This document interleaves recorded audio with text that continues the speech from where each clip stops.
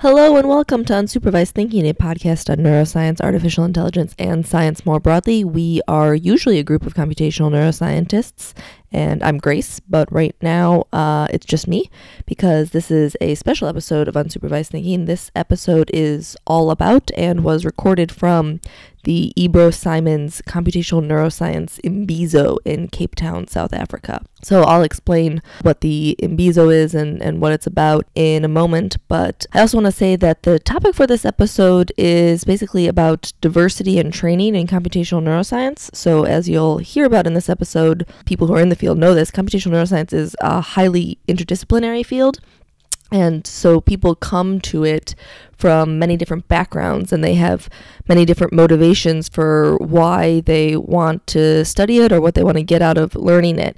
And so that makes computational neuroscience a very interesting field, I think, but it also makes it hard to know how to train people in it. So that kind of diversity in academic backgrounds and interests and the challenges that it poses for training, and just kind of for generally having a common language that people in the field speak or common practices, those kinds of challenges are things that we will talk about in this episode. Okay, so what is the Ebro-Simons Computational Neuroscience Imbizo? The word Imbizo is a Xhosa word for a gathering to share knowledge. So it's a summer school that has taken place in Muizenberg, South Africa, which is this small kind of surf town just outside of Cape Town. And it's gone on for the past 3 years, every January for the past 3 years. And this year I was a teaching assistant for the school. So I spent the past 3 weeks in Cape Town with the students there. The school has about 30 students, and they come from many different places, from South Africa, from other countries in Africa, and even from outside of Africa. And you'll hear the students describing where they're from in a moment. So many of the students have very little exposure or knowledge of computational neuroscience. The students are usually in master's programs or in PhD programs, but not computational neuroscience programs. So they either have a more biological background or a more quantitative background. So apparently this summer school idea, this idea of going off for a few weeks to learn these skills, came from neuroscientists who were studying different marine species, and so they needed to go to the east coast of the US and get these species and work on them for a few weeks. Obviously, computational neuroscience doesn't have that kind of seasonality to it. It doesn't have to be in the summer, but it kind of still follows on that tradition. So there are many of these schools in the Northern Hemisphere that take place in June and July, and of course, January is summertime for South Africa. And the way that these summer schools work is that basically big names in the field will come and spend a week at the summer school. And they'll give a lecture on their topic, and then they'll just kind of hang out so that students can talk to them during breaks and during meals. And they'll just kind of like be around as a resource. And then there ends up being a lot of discussion amongst the professors as well as amongst the students. And the students can kind of witness the professors debating with each other. And for this summer school, in the first week, there were tutorials that were given by the TAs, such as myself. And they're designed to kind of lay out some groundwork and give the students coding exercises for them to do to learn these basic concepts. And then after that, for the remaining 2 weeks of the course, the students are working on independent research projects that they kind of choose a topic that they want to go more in depth on and work on. And this is usually kind of on the level of maybe reproducing some figures from a paper that they were interested in. And then at the end of those 2 weeks, they have to make a presentation about their project and present to the rest of the group. So you get experience working on a project as well as experience speaking to people, which is really important. So it really ends up being a pretty immersive experience. The days are long. There are shared meals together and work time, and there was even people doing shared exercise classes together that were led by the students. So it's a very in-depth experience for these 3 weeks, both kind of personally and professionally. So the way this episode is going to work is that you're first going to hear some interviews with a few of the students. So basically, each student is giving a short description of who they are, where they're from, and why they are interested in neuroscience or in the brain. And then, so that's going to last about 15 minutes in total. And then there's a conversation that I recorded with the other TAs where we talk about how to train people in computational neuroscience. So how we were trained in it, how we came to it, as well as how we wish that we were trained in it, and kind of what things might be helpful going forward in bringing people into this field. And so that conversation's about half an hour. And then at the end, there's another set of interviews with the students. And so the first set took place at the beginning of the school when people had just shown up. And then the second set is at the end of the school, and it's the students describing what they've learned in the school and how they've been impacted by it. And there's really like a lot of different ways that the students give for how the school has impacted them. So that's about another 15 minutes at the end. So also during the conversation with the TAs, you will hear a familiar voice because Alex Antrobus was a TA, and he was on our last episode where we talked about the history of international interactions in science. So Alex actually is responsible for initiating and organizing this entire summer school because he's from South Africa and he wanted to bring it back there, and he's done a really amazing job of doing that. And on that note, there's one last thing I want to say before we get started. I mentioned diversity in terms of academic backgrounds and interests, but obviously the school contained a lot of diversity with respect to racial, cultural, religious backgrounds, things like that. And that element of it was just as important to me and to the students, I think. Many of the students really had no opportunity to learn about the field of computational neuroscience in their home country. There just isn't anyone doing it. Sometimes there aren't even people doing neuroscience at all, but it's very evident that there's no reason why these students couldn't succeed in the field once they've been introduced to it. And something that was discussed at the school was how computational neuroscience in particular is a good choice for universities that may not have the money or the resources to build big experimental labs. In computational neuroscience, you don't need a big wet lab to work with because data is becoming more available online, and there are even ways to use shared computational resources.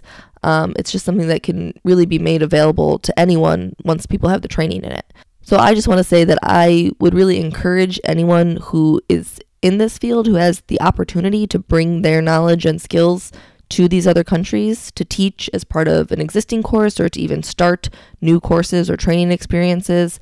I would just really encourage people to do that because there are plenty of talented and interested people who just don't know about this field and don't know that it's an option to them and would really benefit from just having a place where they could learn about it. And when I say bring your skills there, I really do mean going to Africa because unfortunately a lot of these people still face really significant barriers when it comes to getting visas to visit other countries. There were students at this school who had been accepted into prestigious conferences in the US or other training programs in the US or Canada who couldn't attend those things because their visas were denied. And this is even after they had letters from the organizers saying that they were accepted, from kind of famous scientists saying like you should let these people in to go to this conference. It was even the case that some of the students from Nigeria were late to coming to the Imbizo in South Africa, and they almost couldn't come because South Africa had started denying entry from Nigerians. And it took some emailing of government officials to get them to finally let these students into South Africa. So I just want to pass on from the students this message that the visa issues are a really big problem for them and that needs to change, and until then kind of the resources have to come to them. And this topic of the visa issues came up during a luncheon that was set up to kind of allow for a discussion about diversity and issues related to that. So I think it was really nice to have a set time where people could talk about that. And on a different day, there was a lunch that was set up specifically to talk about gender issues in science. And so I want to shine a light on some of the things that were discussed there too. Basically, the gender discrimination at some African universities seems to still be very severe. Everything from professors just not believing that the female students have done the work that they've done, up to female students needing to avoid seeking attention or help from the professors because that attention will turn to sexual advances very quickly. And there may even be kind of an implied or possibly explicit sense that their grade in the course will depend on how they respond to those sexual advances. So the kind of Me Too movement has not at all reached these universities, and it's a significant problem and it needs to change quickly. I don't know how, but it needs to change quickly. So I just wanted to pass on kind of some of those messages that were talked about the students at the school so that they have a broader audience to at least make people aware of some of the challenges that these students in Africa are facing. Okay, so I hope you enjoy hearing from the students and the discussion with the TAs. I really enjoyed being able to participate in this school, and I'm really happy to be able to share some of the words of the students with a broader audience. Okay, so here they are. My name is Roy Yono. I'm originally from Cameroon, but I grew up in South Africa. I am currently a master's student at the University of the Witwatersrand in Johannesburg, South Africa. And my interest in the brain, I think the brain is such an interesting device. I think that it holds, so my interests are particularly in artificial intelligence. And essentially a lot of it is inspired from sort of some of the functionalities of the brain. And I think that the brain contains some important algorithms and solutions that could possibly be applicable in real life. So I came here hoping to get some of that knowledge to see if we can use some of these techniques in the field of machine learning or artificial intelligence. My name is Monsurat Gwadamosi. I am Nigerian, but presently I reside in Italy, where I'm studying neurobiology in ICGB, that's International Center for Genetic Engineering and Biotechnology, in Trieste, Italy. My lab is working on ALS, and I'm also interested in ALS because in my country, I don't think people even understand what ALS means. A lot of people don't even know it exists. We just chalk it up on the ailments for the elderly, you know. Once you are old, people don't kind of try to spend money or take you to the hospital. It's just assumed that you are old. It's because you are old. It's not like it's a new thing or something. So I would like to get something done in ALS in my country, which is why I am doing what I'm doing now. I'm Daniel Barabasi, and I'm from Harvard University. So I came to neuroscience from the background of physics. And in physics, we often talk about this transition of scales. So you start off looking at particles, and then you go to groups of particles, and you do this coarse graining throughout. And for me, that's what I come to neuroscience excited by this similar concept where you go from genes to proteins to cells and then to groups of cells, and how there's a similar importance of the lower scales in terms of the modeling and capturing the importance of the higher scales. So I'm excited to see, especially throughout this course and doing more work in neuroscience, how to link it and how to incorporate the importance of certain scales, but also coarse graining and leaving out the kind of the less importance as you go up. Hello, my name is Islam. I'm a computer engineer. I came from Cairo, Egypt. I'm doing my master's in neuroscience. I work in the field of visual prosthesis. I came here to understand more about the brain. It's really fascinating how it works, and nobody knows how it works.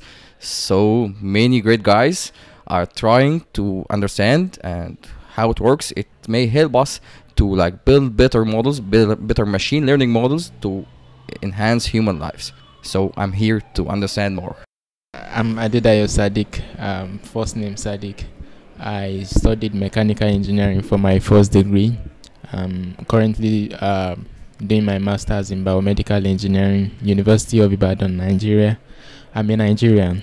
I'm interested in the brain because when you take a deep look at it, the brain is a wonderful creation, and you just wonder how well can you go deep into it, and maybe you can help people with patients suffering from maybe depression, maybe stroke patients.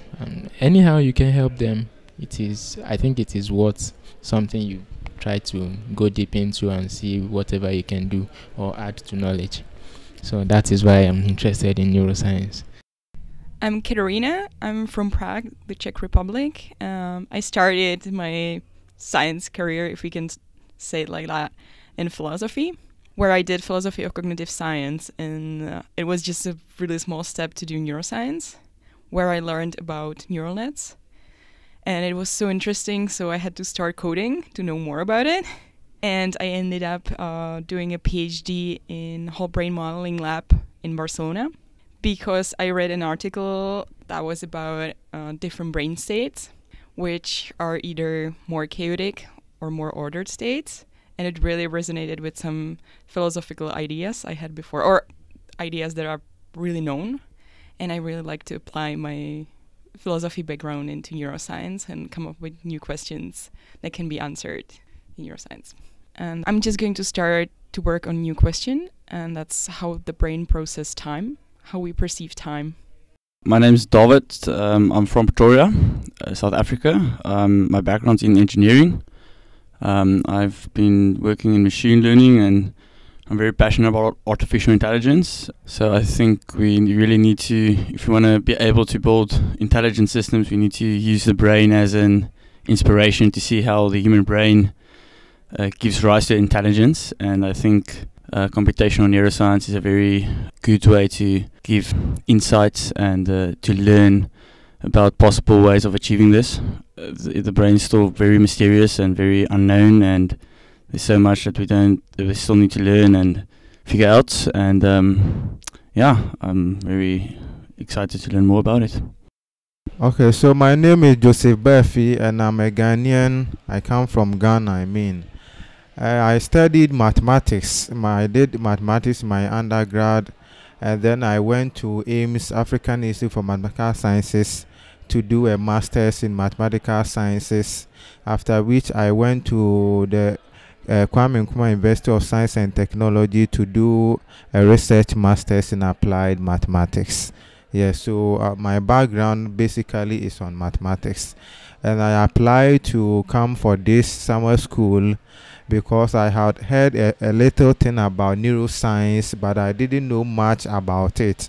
And so I wanted to have more information about neuroscience and see how my mathematics can be useful in solving problems relating to the brain. Hi, my name is Shelley Jones, and I am a neuroscience PhD student from Colorado in the United States. My background is in chemical engineering, and then I worked as an environmental engineer for a couple of years before getting a job in a lab studying neuroscience, and then I went for my master's degree in biomedical science and ended up at the University of Colorado studying neuroscience for my PhD. I'm really interested in the brain because it's really awesome. It's so much smarter than we realize and is such a better computer than any computer we've been able to invent, and is so much better at signal processing than anything we've been able to create. So I think that's really cool that our brain is so much smarter than we are. Hi, I'm Letitia Christine from Kenya. I just finished my undergrad in applied statistics last year. And I've done some internships in data analysis. Now, where does neuroscience come in? I think I want to know how I learn things. I want to know how I process information, because I discovered in primary school and in high school I could not necessarily cram things, but I could, I wanted to understand how things were rather than cramming information. So I want to understand how the brain works and how I'm able to recall things from my memory. And I'm excited to be here. My name is Sebastian Bodenstein. My background is originally in physics, and I moved from physics to doing machine learning about 6 years ago. And I've been working for Wolfram Research in the US for the last 5 years. And now I'm doing a sabbatical focusing on machine learning research. And my particular interest for the brain is to understand how things like memory work, which are things that current artificial intelligence systems are not very good at, and basically deriving inspiration from the brain for improving artificial intelligence systems. My name is Jacob. I am a PhD student in neuroscience from New York. I am particularly interested in distilling the sort of mathematical principles that govern neural circuits in the brain. I studied physics undergrad, and I sort of switched into neuroscience. And I am very excited by all the data that's out there and some of the theoretical models. But I'm also excited by the fact that we don't know so much about the brain, and particularly the math in the brain. I'm Dhairu Singh, and I'm from India. I studied psychology and computer science as an undergraduate. So what draws me to the brain is trying to understand cognitive processes like memory, learning, perception. I want to understand the circuits that underlie these processes, and those are questions I'd like to answer in the future through my work. Understanding especially how learning works in the brain, that's something that really interests me. I'm Wamboi Kariuki. I'm from Kenya, the Jomo Kenyatta University of Agriculture and Technology. I'm studying bioinformatics. My interest in the brain lies in the fact that there's still so much we don't understand and there's still so much we can learn about the brain. Thank you. I am Daniel Musundire. I'm from Zimbabwe, and my background is computer science. I did computer science undergraduate. I also did a master's in computer science. I'm supposed to be starting a PhD, and I'm hoping that it be in machine learning. And largely why I find so much interest in neuroscience is concepts of plasticity. I'm so much interested in it, and I would want to find out how we can use that to improve performance. We can improve learning when we get to deep learning, convolutional networks, and all that. And I'm hoping that neuroscience should be able at least to improve quite a lot of issues that are there, because there's been a gulf lately between neuroscience and artificial neural networks, and I think closing that gap will probably give us a better chance of improving how we can actually train networks. Hi, I'm Marjorie. I'm a second-year PhD student at Columbia University. I'm currently studying at the Center for Theoretical Neuroscience. I came into neuroscience working with fruit flies, studying sensory processing, doing experiments. One question I'm interested in currently is the significance of having multiple brain regions, and also understanding when a part of the brain should be specialized for a specific function or to have general function. So I'm Tali Bainon. I'm from South Africa. My background is pure mathematics, but I've worked as an engineer for a couple years, and I'm taking a sabbatical from my job to investigate various potential avenues of research. And I thought the summer school would be a fantastic way to kind of learn about all these areas that I know nothing about, really, and sort of fill in all kinds of gaps in my knowledge, biological knowledge, and kind of various parts of domains of neuroscience, ranging from sort of mechanism to sort of high-level concepts and computational techniques. And one of the things I'd like to take away would be to have a better understanding of where some of the things that I'm more familiar with in deep learning could be leveraged to elucidate principles of neuroscience or how the brain might work. I am Alain Girestene from Cameroon. I am physicist background. I had my undergraduate student at the University of Chang, Cameroon, where I completed with master degree in physics. I also went to EMS Cameroon, where I completed a master degree in mathematical science. But this special study gave me opened my eyes to study new fields as skills, and after that I get interested on chaotic system for chaotic system, and now my main field of study as PhD student is study the dynamics of neurons and study the chaoticity and see how we can control it. We can control the system. I came here, I grabbed the opportunity to come to this school because I needed to have some biological background before I come out with the dynamic of the system. So I hope by the end of the school I will be having what I was expected to. I'm Tai Ying from Taiwan. I'm doing a PhD in neuroscience. And I'm really fascinated by neuroscience, and I'm really interested in know about how the computational capacity of individual neurons and networks give rise to cognitive functions and behaviors. And I came to this course to learn more about different theoretical ideas and computational approaches to let us know more about how the brain works. Hi, my name is Chris Fourie. I'm from South Africa. I live in Johannesburg. I'm at the University of the Witwatersrand, also known as WITS. I'm just starting a master's in computer science, And my background is medicine, actually. So I did 6 years of medicine, and then decided I didn't want to be a doctor or a medical doctor, and then made the move over to computer science. And I retained a deep interest in biology, specifically the human brain, and I want to try and bring that into some sort of machine learning research. So specifically from the Imbizo here in delightful Musenberg, I hope to learn just some techniques to actually do some biological neural modeling, and then probably or hopefully find something along the way that makes enough sense to, in a very narrow sense, implement in a machine learning algorithm. Yeah, come visit us in sunny South Africa. It's a great place for research and meeting great people.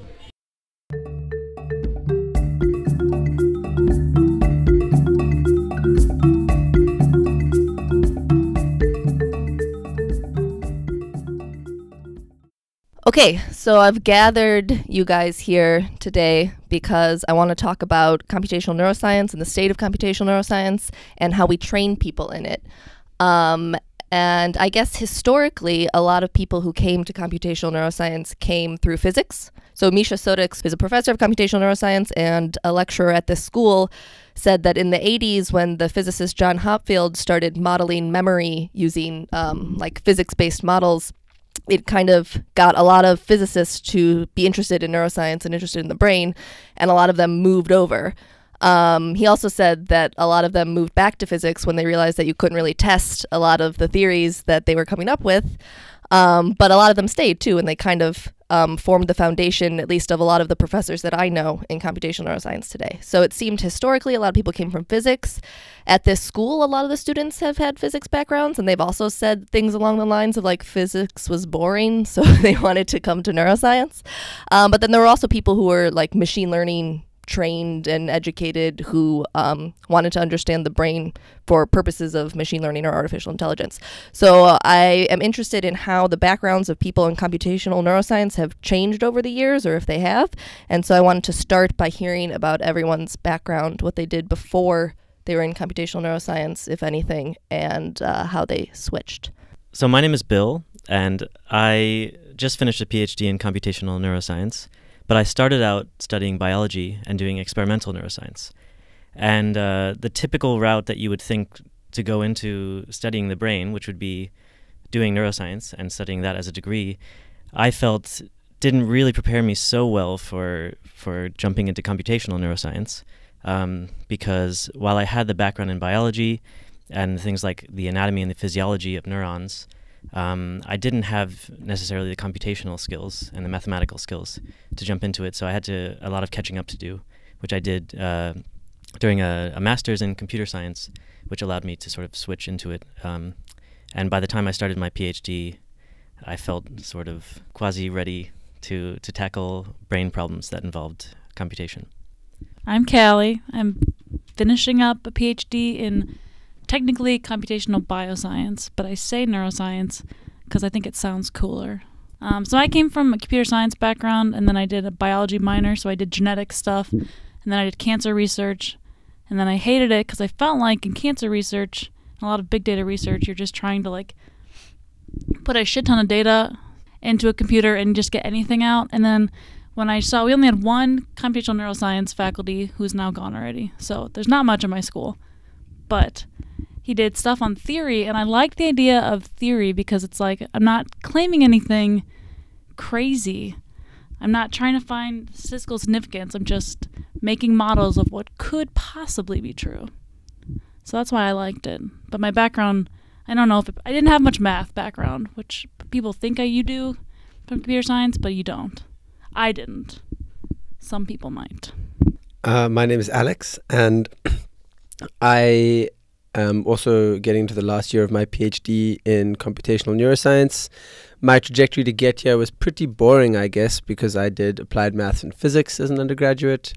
And so I think my kind of process to get here mimics a lot of computational neuroscientists. Hey, I'm Chris. I'm finishing up a PhD in neuroscience at UCT, University of Cape Town. And my background is kind of weird, but it makes sense when I say I do computational neuroscience. So in my undergrad, I did majors in biochemistry, psychology, and computer science. And I kind of just did computer science because I liked playing around with computers, and I hadn't heard of this computational neuroscience thing. And then I was feeling around with behavioral neuroscience and Western blotting, biochemistry, things like that in my honors year. And Dr. Joseph Raimondo was like, hey, you like coding, you like neuroscience, you want to do computational neuroscience. I had no clue what it was at that point, but I've grown to love it and needed to catch up a lot with the maths, but it's really where my head's at the moment. Yeah. Hi, my name is Rich. I'm also maybe a little boring. I came from physics into computational neuroscience. When I left physics, I had never even heard of the phrase computational neuroscience. So that's something I discovered once I was already in the grad program and it was too late to get out. I think as I came up through the graduate program, though, which was just neuroscience, but I tended to I started specializing in computation. I started realizing that my interests really were in trying to use not just techniques or not just techniques from computer science, but also the metaphors and the language of computers to try to understand brain processing. I think that's when I started to realize what I really found interesting about it. And then as I started doing that, I started finding that just programming things and trying to fit complicated models wasn't as exciting as trying to really dive back into the mathematics to try to put together ideas and theories that were nice and clean and could be used to develop a language with which to describe not just the brain, but intelligent systems in general. I'm Grace. I'm sure that I've said my background on this show at some point, but I'll say it again for completeness sake. I have an undergraduate degree in neuroscience, and partway through got into the computational side of things, and then had to try to learn math and computer science to catch up. So that kind of leads into my next question, which is, how do you wish that you were trained if you were going to do computational neuroscience? Because there were many points when I was doing my undergraduate degree after I had started to learn about computational neuroscience where I really wished that I had double majored in computer science because I wanted those concrete skills. My code is horrible and ugly and slow. I would like if it weren't. I also thought it would have been a good backup career-wise if I had double majored in computer science. And then at other times I wanted to have done physics or applied math to be really good at the analysis and the technical details that I see other people be really quick with. But then also, I think it's really important that people are trained in neuroscience when they do computational neuroscience, because I think sometimes people struggle with knowing what questions to ask with the computational methods if they don't have the foundation in neuroscience or psychology. So I am of 2 to 3 minds about how people should be trained. It is becoming more common, I think, for actual training in computational neuroscience as a unified field. Where I did my undergrad, University of Pittsburgh, it has a joint program with Carnegie Mellon because they're next to each other that does this. It's like an undergraduate program in computational neuroscience that I think you kind of add on as a minor to a existing major. So that's becoming more common, and maybe that is just the best route, but then at the same time I feel like so much of computational neuroscience has been influenced by the fact that people had these disparate backgrounds where they were really strong in some sub-part of what's needed for computational neuroscience. Does anyone have any feelings about how they wish that they had been trained or how they think future generations should be trained? So I think computational neuroscience and a lot of computational sciences, it's kind of a double-edged sword, because on the one hand, in order to do research, all you need is a laptop, and you can theoretically produce an infinite number of interesting results. But on the other hand, because of that, one tends to overlook the idea that in terms of complexity, your working environment, your research environment is really just as complex as an elaborate experimental lab full of microscopes and reagents and all of that. And so I kind of fumbled my way in the darkness, learning how to code and do all sorts of various computational techniques and visualize data and learn statistics and implement mathematics in programming languages. But I think the field would benefit greatly from much more emphasis on the practical skills of managing a computational environment and workflow, and understanding the algorithms, not just from the theoretical perspective, which, don't get me wrong, is extremely useful and beautiful, but also in terms of how do you actually implement these into your workflow. You know, if you go to an experimental lab, you learn these elaborate protocols for mixing reagents together and culturing cells and then performing electrophysiology on them. And I think the same should hold true for how to set up a programming environment and connect it to a server and to do all of these things that you're going to have to start doing on the day-to-day. So for me, South Africa doesn't have an undergrad in neuroscience, but I knew I wanted to do it as a postgrad. So that's why I did my biochemistry and psychology as an undergrad. But I was quite disappointed at the lack of neuroscience that was in the coursework for biochemistry and psychology. So I did do a little bit of it, but not as much as I would have liked. And for me, I wish I had more mathematics and physics, specifically applied mathematics, to understand the computation a bit more, because I've appreciated the theory building that I've done in computer science of how to tackle a program, and not necessarily how to program the syntax perfectly, but how you would go about solving the problem. And I think that's an important skill to focus on.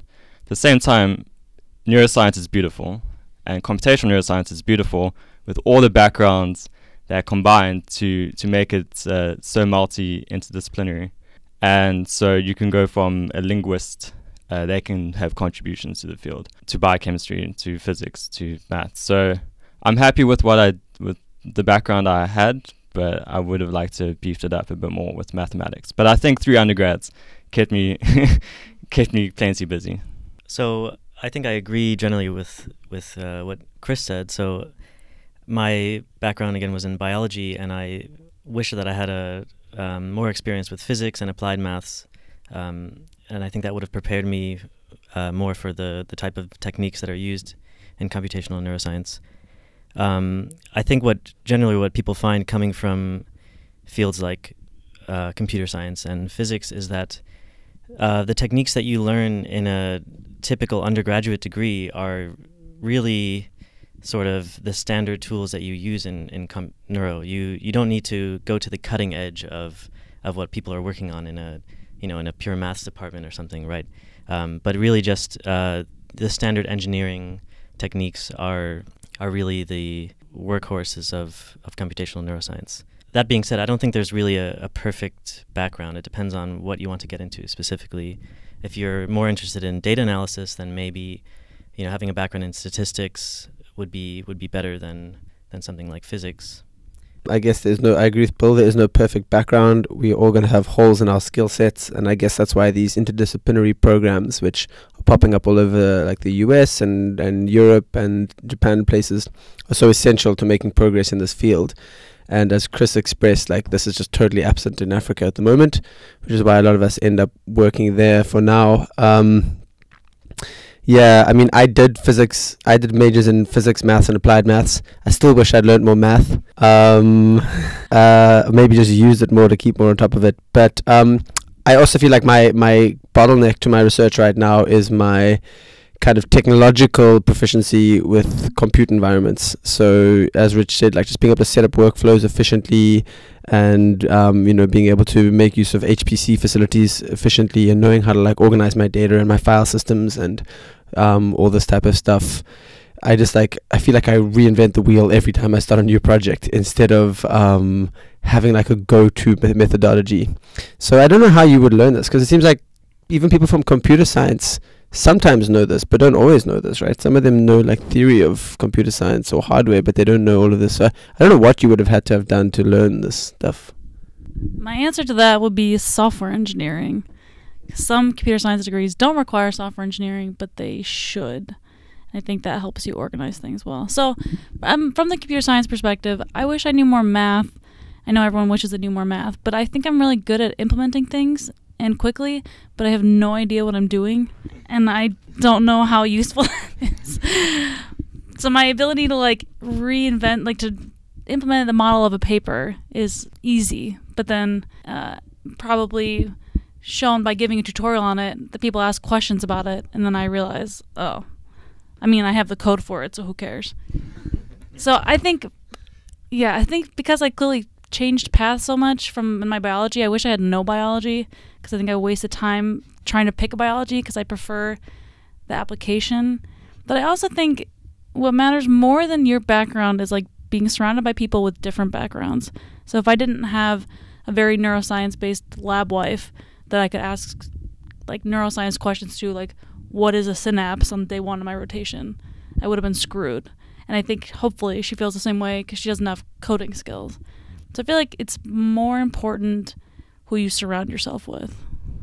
Yeah, so I think that kind of connects maybe to when Rich was kind of comparing things to an experimental lab, because I worked in experimental labs, and when they train you in something, like it's a person standing next to you being like, take this bottle, mix it with this stuff, like pick up the animal this way. Like it's detailed step-by-step physical things that they have to show you in a way where there's like, they can't skip over anything because they're physically doing it in front of you. So it's not like, oh, you know how to perfuse an animal, so we'll just skip that step. Whereas when you're doing coding, it's like, oh, well, you know how to like write this function, so just assume you have a function that does this.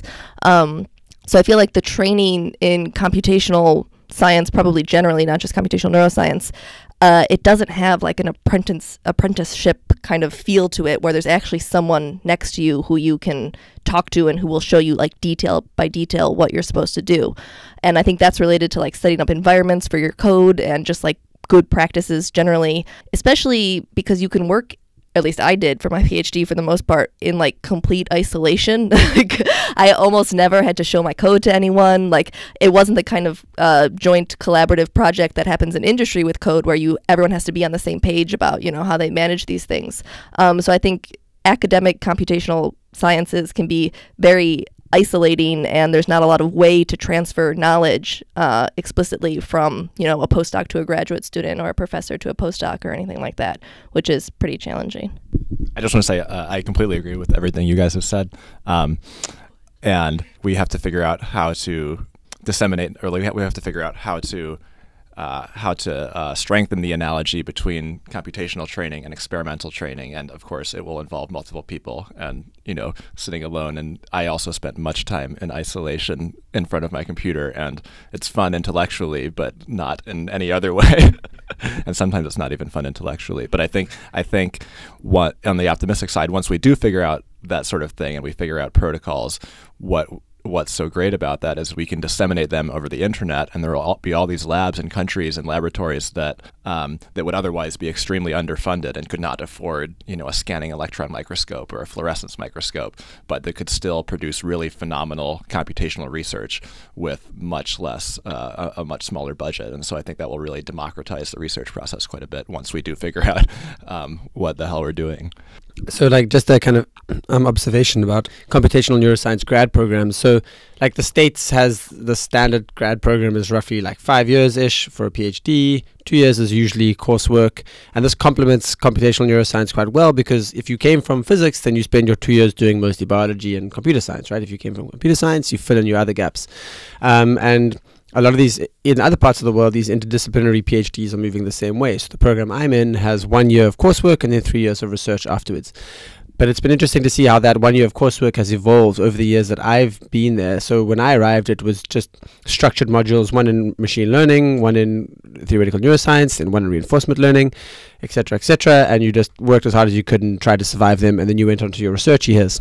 And now it's interesting, they've actually like done away with the second round of exams. You usually write 2 rounds of exams. They've done away with the second round, and instead they're putting in a rotation where you go and do a rotation in an experimental lab.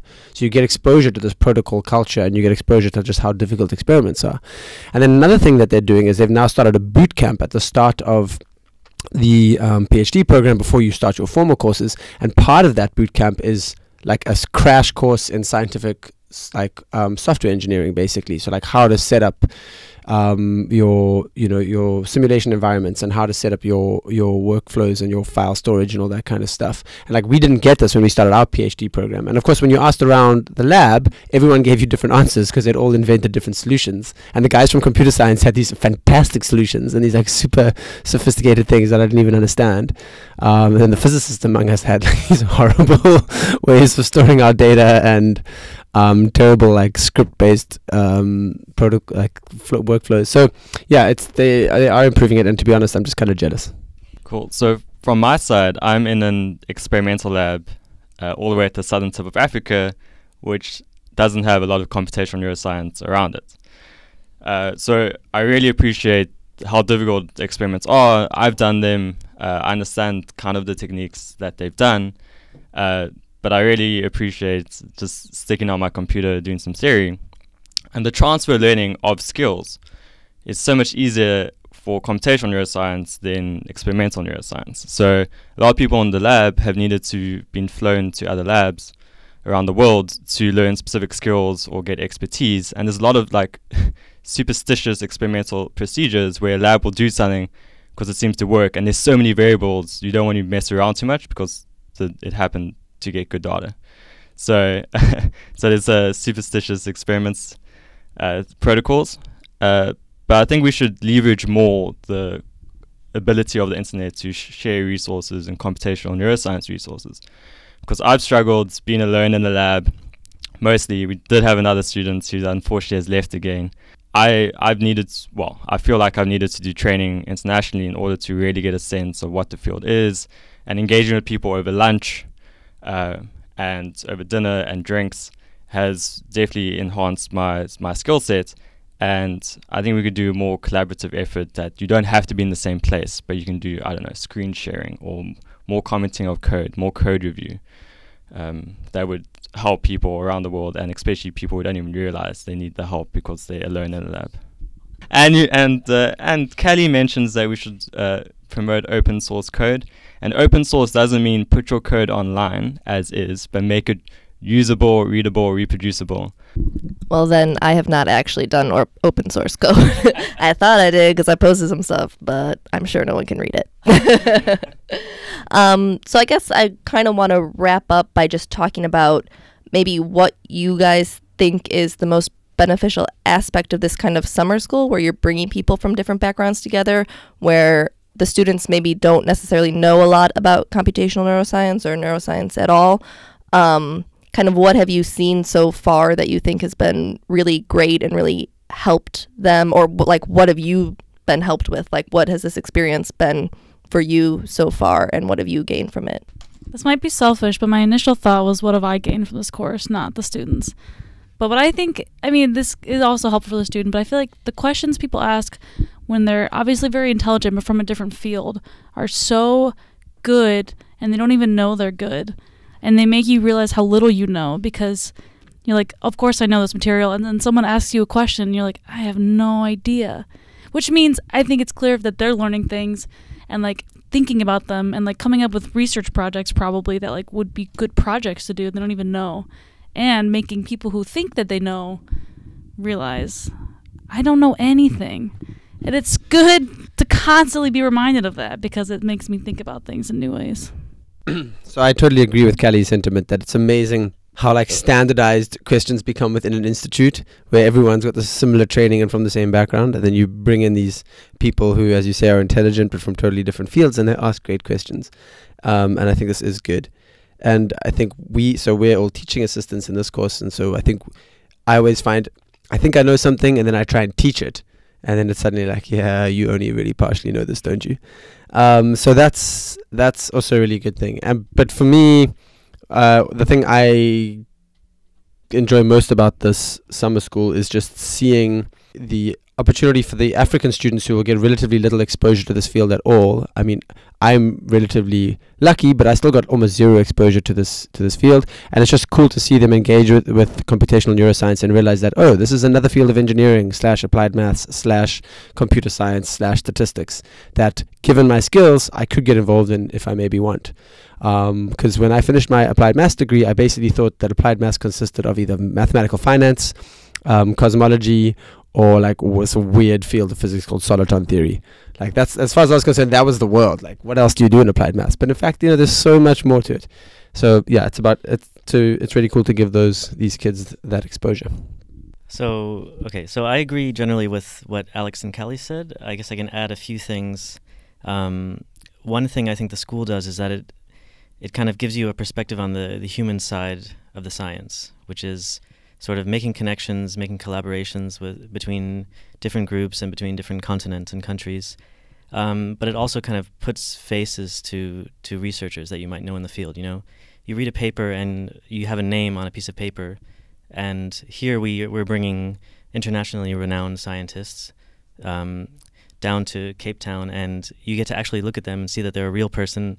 They don't know the answer to every single question you might have, and you know you have the chance to talk to them about science, but about anything else you want to, and I think that's a really important thing.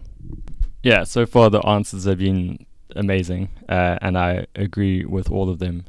I find it's very useful to have someone in your life who, even if they know nothing about science, just ask you the question occasionally when you say something, but are you sure? And and I'll be practicing a presentation to my friends, and they'll be like, yeah, but are you sure? And I'm like, yeah, of course I'm sure. And then I'll be like, wait, but am I sure? And then I need to check to see how confident I am about that. And even if they knew nothing about why they asked, am I sure, it makes it very useful for me. And exactly what Kelly said, people asking questions from different angles makes me question how sure I am about something, which is a good thing, which means I need to approach the issue from more angles, or I need to think about it deeper. You don't just assume you know it just because you've heard it so many times before, but phrased the same way. For me as well, the school is very important as an alumni for all the connections that are built up, and maintaining those connections and being able to see the world, experience different cultures and visions, and empowering people to really bridge their own connections as well and have them develop.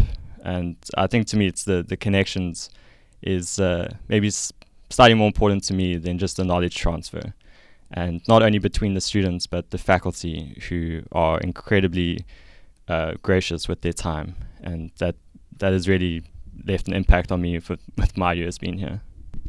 So I just want to say that I think one of the most important parts of this summer school is just showing people how much fun research can be. I mean, I've been in science for many a year now, and it can be terrifying and intimidating, and it can feel cutthroat and like you're never going to make it. But some of my my best memories from graduate school are going to be the times I spent in summer school staying up super late, drinking coffee and beer and trying to work through mathematical models. And, that was and going to the beach while also working through mathematical models. And so that was, that's what inspired me to apply to TA this summer school, is I wanted to share that experience with others. And it's something you can't share that through the internet nearly as easily as you can in person. You need these multi-week summer schools to do that, because you spend your first week, everyone's shy, including myself, and you spend your first week kind of getting to know each other, and then by the second week maybe you're all friends, and that's when the fun really begins. You stay up late doing research, and if anything, I hope that concrete implementation of the fun of research will inspire people to go on in the field. I have really enjoyed watching the students teach each other things. That was really cool to see, partly related to what Alex said, that you have to really know something if you're going to teach it. When you try to teach it, you realize that you don't know things, but seeing two students huddled over a laptop together, pointing at the screen and talking back and forth, it's I feel like stuff's really happening there. And I think that's really great for them to experience, also because it kind of, pushes the professors and us as TAs off our pedestals. We're not the only people that you can learn things from here. You guys should be talking to each other for sure. So I've seen a lot of that, and it's been really cool. And I think that will be very impactful for them as they form these relationships with each other. I also, from a more selfish perspective, have, and I think this happens anytime you talk to someone who's not deep in your field, just been reinvigorated with how interesting neuroscience is, or computational neuroscience, telling it to people who haven't heard it before, and seeing how cool they find it and how excited they are to know about this field and their potential future in it is really fun for someone like me, who unfortunately only hangs out with computational neuroscientists in most of my life. So yeah, a fresh perspective is always really nice, and these students are very fresh. So with that, I want to thank all of you guys for participating in this discussion. Hope it was fruitful to you and to listeners.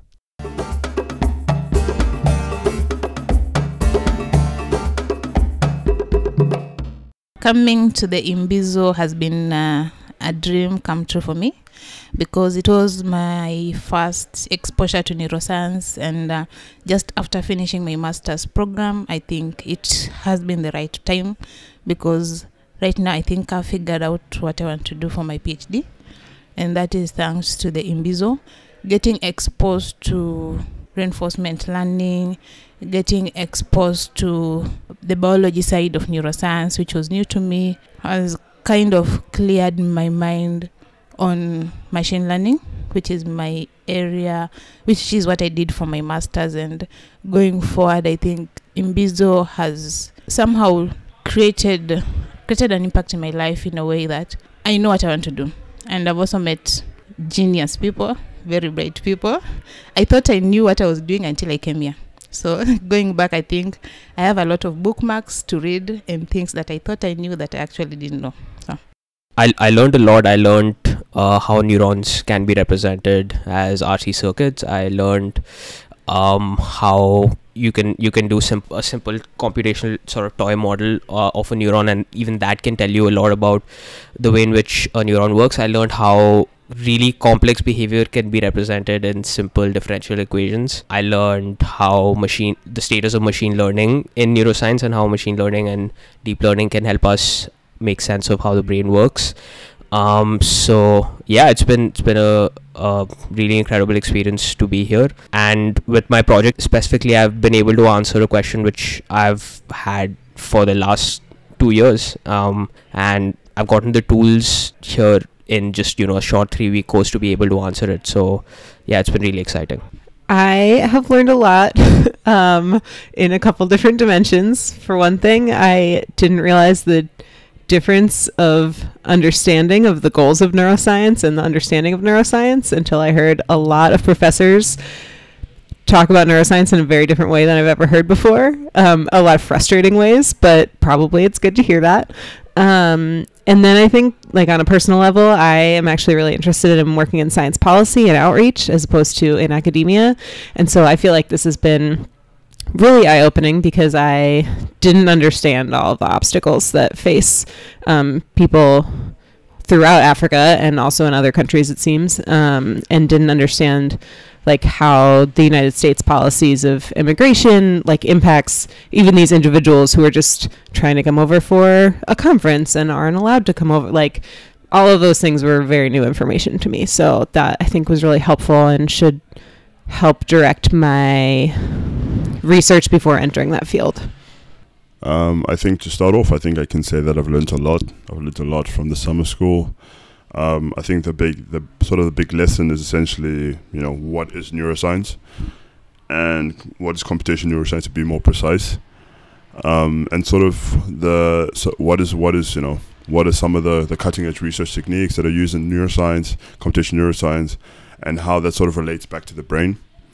I've learned about that, and so much so that I'm interested in actually trying to see if it's possible to do sort of a PhD with not exactly in computational neuroscience, but like a machine learning PhD with some sort of computational neuroscience backing. So I have definitely learned a lot from this. I've also got to witness scientific debates, which have been very interesting. A lot of the times these debates, you hear about them in like an article or at least in literature, but I think in this neuroscience there was actually some really good debates around, the role that computational neuroscience is playing in society, and sort of like this intersection between computational neuroscience and machine learning, and that has been very interesting to witness. And it's been a very, very fruitful experience. So I think the biggest outcome I got from Imbizo is the cultural differences and all the aspects of being from Africa, which is awesome and very enlightening for me. From the neuroscience perspective, from really high level, I learned that it's really hard to say how we should approach our neuroscientific questions and problems. Nobody really knows how to do it correctly, which is awesome because that gives me more flexibility. Like, nobody really knows, so I can come up with my own question and own solution. And yeah, we're facing really hard problem, but it's also really interesting because many people have different ideas and their own answers to very complex questions. At the school, I've learned a lot about how academia works and what it takes to be in academia. And then in terms of computational neuroscience, I've learned a lot about what's happening in the field, and also like I'd heard all these different names and subjects before, but I didn't know how to like group them and what they were for and what they meant. So this camp kind of got me to put everything in its box, so I can make like good decisions in the future about where I want to go as well. And yeah, it spiked a lot of interest in certain areas that I think I will want to pursue in the future. Yeah, so it's really helped me broaden my like horizon and perspective on everything, so that I think I can make really good decisions in the future if I'm going to be going into computational neuroscience, which I think I will. Yeah, in terms of networking as well, it's been great. Everyone's been really friendly. I was a little bit nervous coming in first because I've kind of only just finished my undergraduate, and I thought everyone's going to be masters and PhD, and then they're going to know all about computational neuroscience. But it wasn't like that at all. Everyone was very accommodating, super friendly, and yeah, we all know each other really well now, and we go surfing in the mornings.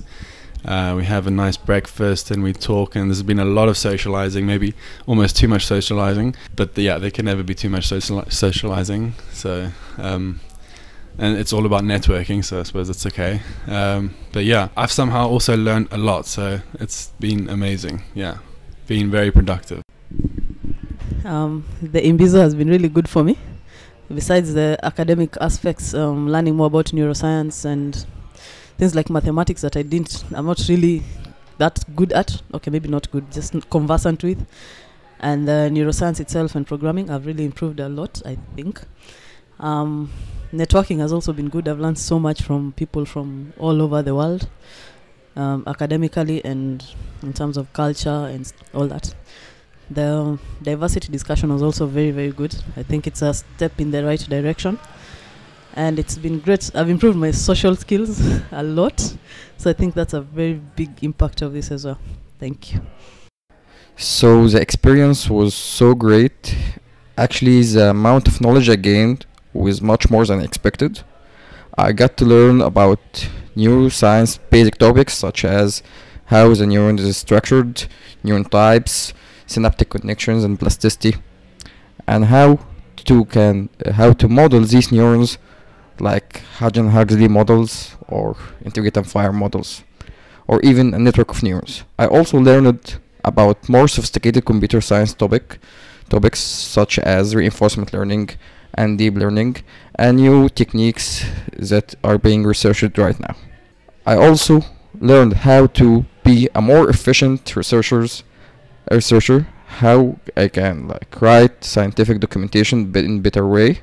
We also have so much fun, so much activities, and I would like to thank all the faculty, the TAs and the founders for making this opportunity possible for me. Thank you.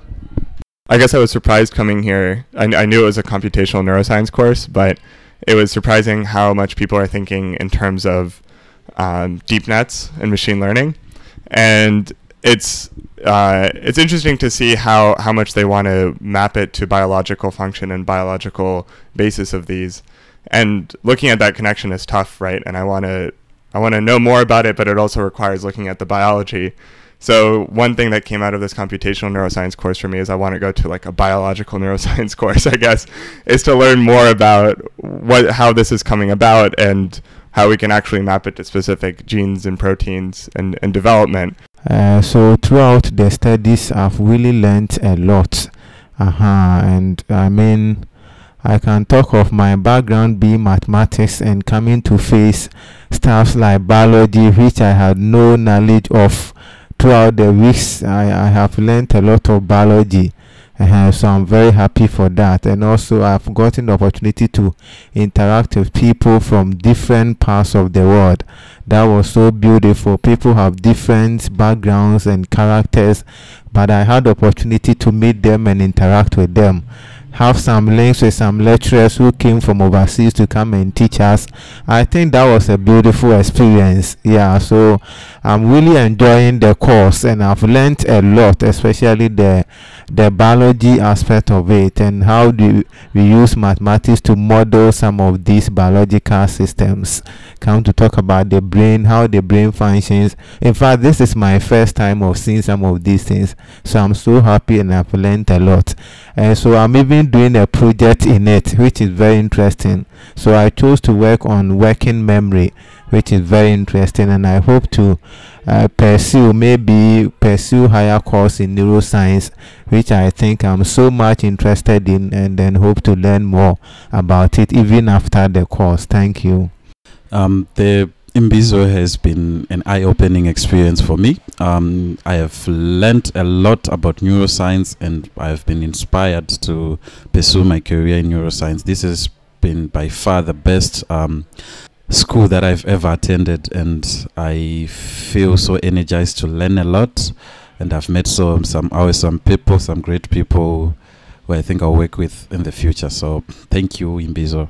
Yeah, well, this is the voice of a Nigerian in South Africa.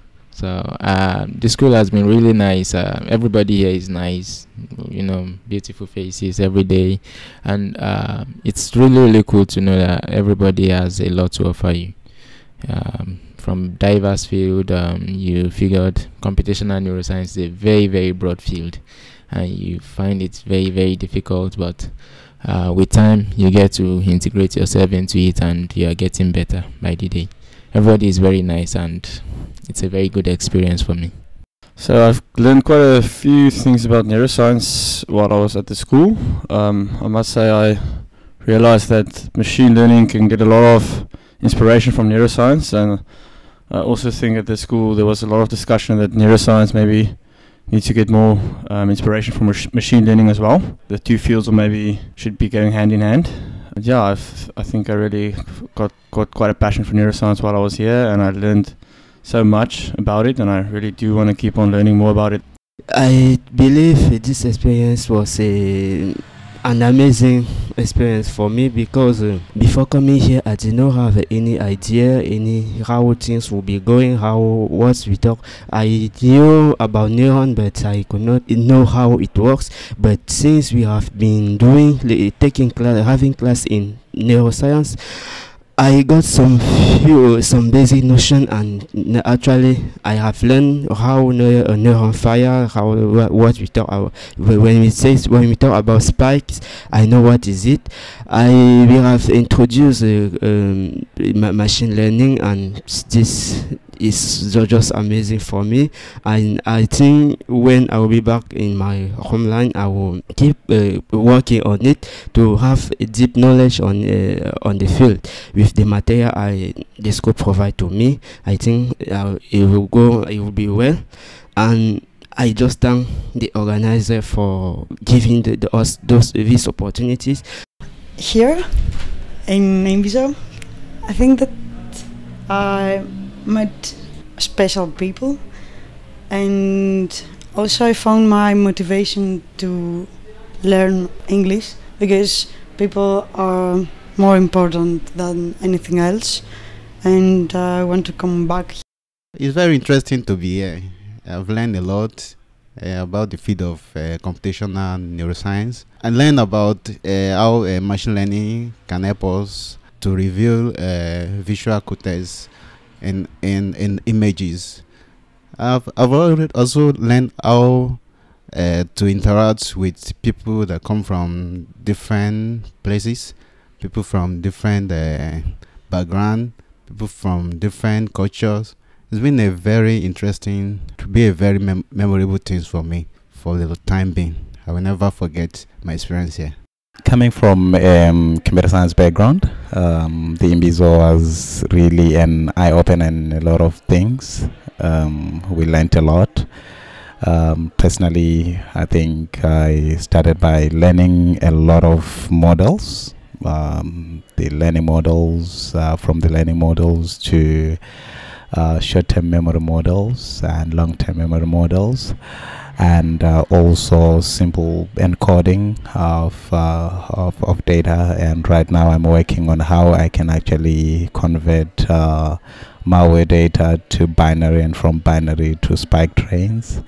and we learned also quite a number of ways of how we can actually bring together machine learning into the whole matrix, which is something that I am very much interested in, because I would want to try and unlike others where we are using machine learning methods to learn how the brain works, I would want to use the already found ways of how the brain works to improve how the machine works.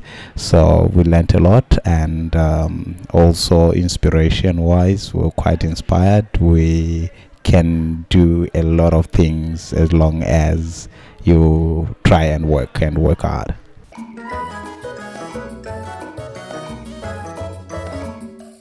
Hey, if you're still listening to this, you must really like us. So how about you go to iTunes or Stitcher and rate the podcast, give us some feedback. You can also go to our website, unsupervisedthinkingpodcast.blogspot.com. You can comment on different episodes, or you could give us ideas for new topics you want to hear about. We would love to hear from you. Thanks.